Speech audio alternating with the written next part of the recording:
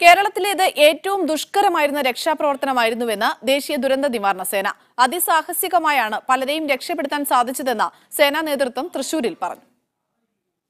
ദുരന്ത നിവാരണ സേനയുടെ 58 ടീമാണ് സംസ്ഥാനത്ത് രക്ഷാപ്രവർത്തനത്തിൽ ഏർപ്പെട്ടത്. ഇത്രയധികം ടീമുകൾ ഒരേ സമയം പ്രവർത്തിക്കുന്നത് ആദ്യമായാണ്.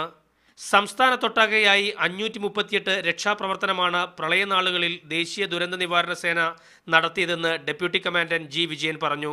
25,225 റെസ്ക്യൂ ഓപ്പറേഷൻ ചെയ്തു.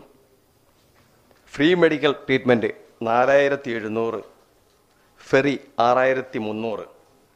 അതുകൂടാതെ തന്നെ NDRFൻ്റെ 21 ഡോക്ടേഴ്സ് ഇന്ത്യയുടെ പല ഭാഗത്തു നിന്നുമായിട്ട് മെഡിക്കൽ ക്യാമ്പുകൾ കണ്ടക്ട് ചെയ്തു. അവരോടൊപ്പം medical pharmacist staff, medical paramedical staff സംയുക്തമായും ഇത് ചെയ്ത് 2017ഓളം പേഷ്യൻറ്റിന് ട്രീറ്റ്മെൻറ്റ് ചെയ്തു.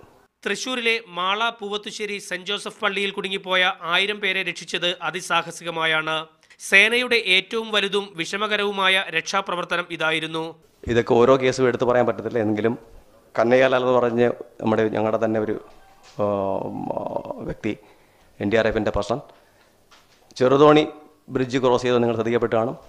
അതേപോലെ തന്നെ പൂവത്തുശ്ശേരി എന്ന സ്ഥലത്ത് 1000 പേര് ചർച്ചിൽ ട്രാപ്പായും ഡെഡ് ബോഡി 42 മണിക്കൂറായിട്ട് ഡിസ്പോസൽ ചെയ്യുകയും ചെയ്ത് ഈ കേസ് കൃത്യമായിട്ടും വളരെ റിസ്ക് എടുത്ത് ഈ 2-3 നദി ക്രോസ് ചെയ്ത് പോയി അതൊക്കെ ഭംഗിയായി ചെയ്യുകയും ചെയ്തു. 18,077 പേരെ അപകട മേഖലയിൽ നിന്ന് സേന രക്ഷിച്ചു.